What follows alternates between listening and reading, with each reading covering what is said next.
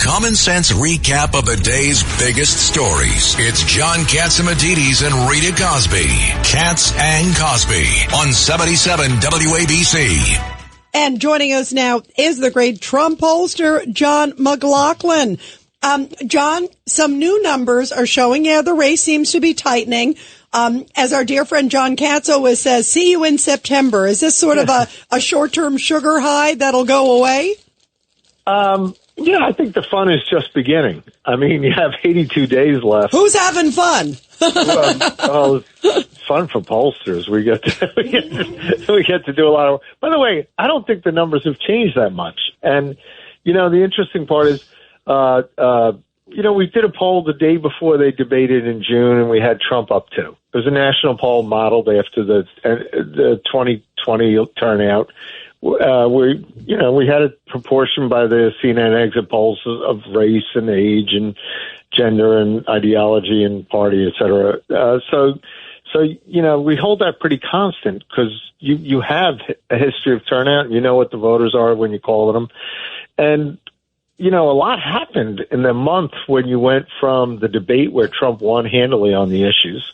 Biden looked terrible. A whole bunch of polls were done after that, but probably skewed our way because big media, big tech, and, a lot of big donors were making a case to get rid of Biden. But then you had President Trump, by the grace of God, survives an assassin's bullet.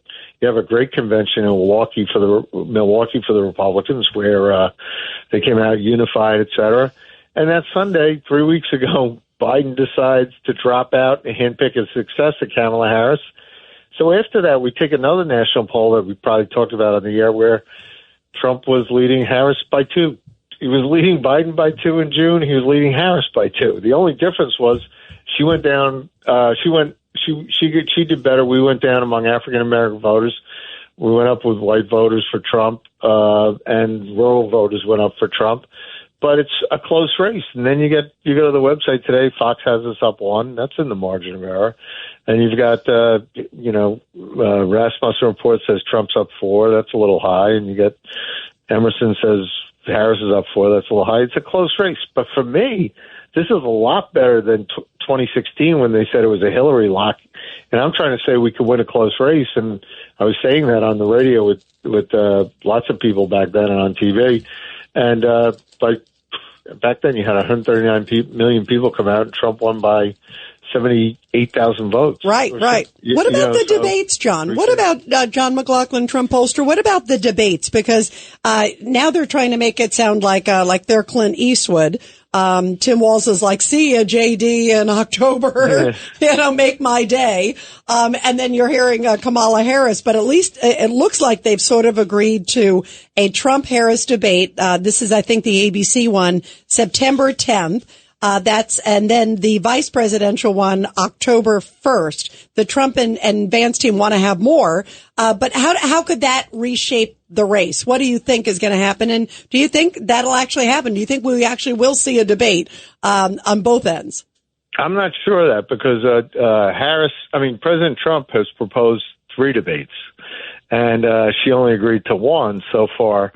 Because yesterday we did put out, you were talking about a new poll, we put out a poll, and it's on our website on McLaughlinonline.com, but we did a poll for the Media Research Center, and they did a study of the media coverage of this race, and we polled 1,200 registered Democrats and independents who voted for Biden in 2020.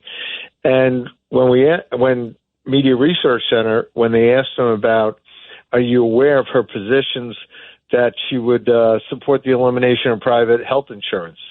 81% of the voters said no, and that of these Democrat Biden voters. Wow. And when you ask them, are you aware that Harris promoted a fund to bail out violent protesters during the 2020 riots? 78% said no. So what is that? What, they're watching MSNBC or CNN and they're not playing that? And they're now listening to ABC radio. So right. She supported abolishing ICE. 77 doesn't know. She was the most liberal senator in 2019. 75% didn't know. She doesn't think it should be a crime to enter the U.S. illegally. 74% don't know. She never visited a conflict zone in the border, as the borders are. 72% don't know. Harris supported cutting funding for the police. 71% didn't know. Wow. So there's all these positions about her they don't know. They don't even have her holding a press conference. Trump did a press conference today, and Trump takes questions all the time. The one time in the last 24 days that they let her talk to the press, she called for an arms embargo on Israel a couple days ago, while Israel is facing Iran wanting to blow them off the face of the earth. Yeah, that's the key, is getting the word out. Judge Weinberg has a quick question here. Sure. John, conventional wisdom says that vice presidential candidates don't matter. But it seems to me Governor Walz is such a weak candidate. Maybe in this race it will matter. What are your thoughts? I think it was her first mistake. Two reasons. One is he really falls in line with her radical positions, because he's been a very Democrats call him progressive. I call him big government socialist. I call him regressive. Yeah, he shares that, and so all these positions, that she has about defunding the police, et cetera, raising taxes, having the state take control. If your kid wants a gender change, a minor kid, the state takes control of that. He's for all these radical positions. But on the other hand, it's still between, Trump and Harris. And when Trump picked Vance, it was like Bill Clinton picking Al Gore. He reinforced who he was.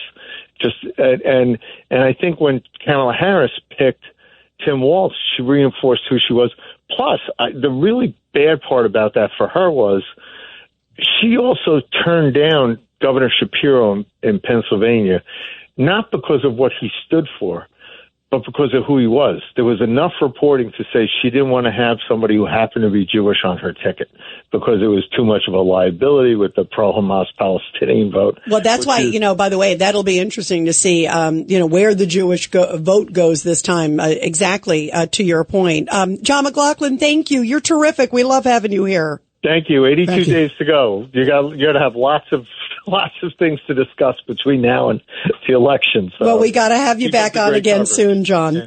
Thank you. Thank you, Judge. Take care, Governor. Thank you. He's nodding. He's smiling here. All right. Thank you very much.